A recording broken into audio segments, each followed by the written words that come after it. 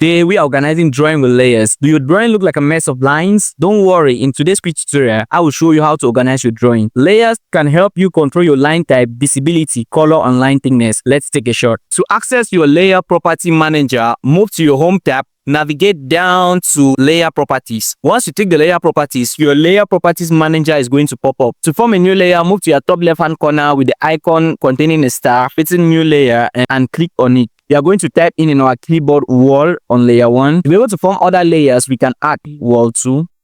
Right down to the number of layers you need for your drawing. We can adjust the properties of these layers. We navigate back to our layer number 1, which is the wall. The first thing we want to choose is the color of that wall. Click inside the white dot and choose any color. I prefer red. And for the line type, we are going to click where there is continuous here and we'll see a solid line. Now, there are other types of lines in AutoCAD, so you can click the load command to be able to access them. For our first case, we are going to use the ISO dash, which is the first one. And for this case, we are going to see different types of lines. Okay, next thing we want to look at is our line thickness.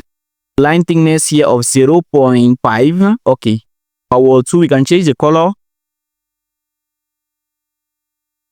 Put the layer properties in on the star.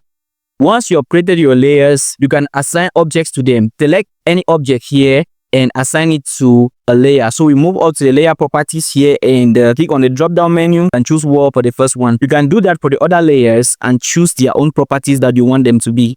You press escape to cancel the command and you can select another object and choose another layer. To be able to draw on a particular layer, you can actually select the layer. Let's say we activate our line command and you can draw with the color of.